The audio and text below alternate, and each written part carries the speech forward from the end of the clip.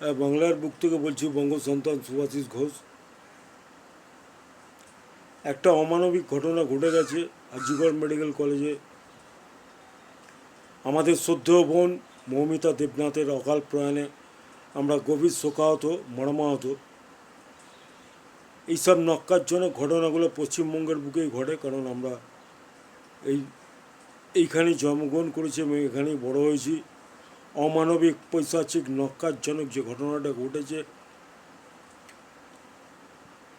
সবাই আমরা হতভম্ব এবং বিস্মিত যে একটা ডাক্তারের ওপরে এরকম অত্যাচার হতে পারে, পাশবিক এবং হত্যা করা হতে পারে, আমাদের আগে ধারণা ছিল না।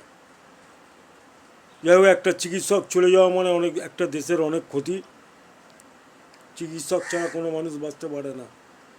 এই ক্ষতি, এই যে বিরাট একটা ক্ষতি হয়ে গেল, এর যে একটা গ্যাপ তৈরি হলো, ওটাকে পূর্ণ করবে।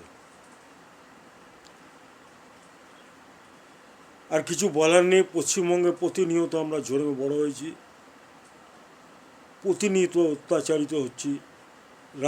রাস্তায় বেরোলে দুর্বৃত্ত, চোর, খুনি ছাড়া কিছু দেখা যায় না। কোর্টে গিয়ে মিথ্যা কথা বলে। কিছু বলার নেই। সারা বিশ্বের কোণে কোণে যারা ডাক্তার আছেন, আপনারা গর্জে উঠুন। জুনিয়র ডাক্তার থেকে ডাক্তারি পেশার সঙ্গে যারা যুক্ত, যারা মেডিকেল কলেজের সাথে যুক্ত, আরও আরও আরও আন্দোলন শুরু করুন, যাতে ভবিষ্যতে আর কোনো বোনের বা ভাইয়ের প্রাণ যাতে এইভাবে না যায়। চারিদিকে বিক্ষোভ হচ্ছে, বিক্ষোভ করে কোনো লাভ হয় না। পুলিশ লাঠিচার্জ করছে, তুলে নিয়ে চলছে প্রিজন ভ্যানে করে। এর নাম পশ্চিমবঙ্গ। সারা পৃথিবীর মধ্যে জঘন্য দেশ হচ্ছে এই পশ্চিমবঙ্গ। ঘটা করে পুজো করা হয়, আবার সেই দেশেরই মানুষকে মারা হয়।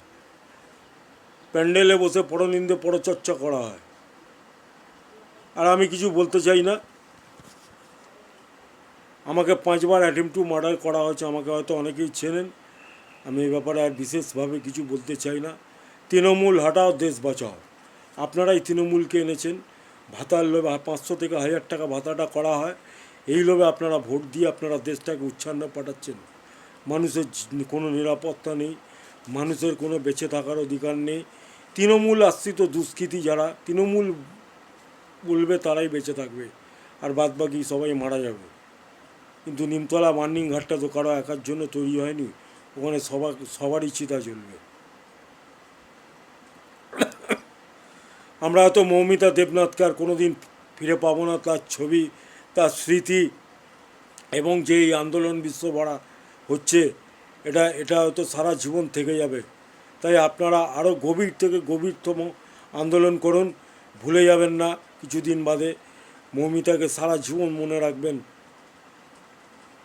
যেভাবে নৃশংসভাবে হত্যা করা হয় এবং এভিডেন্সগুলো নষ্ট করে ফেলার চেষ্টা করা হয়, এটা খুব দুর্ভাগ্য। এটা পশ্চিমবঙ্গের বুকেই হয়।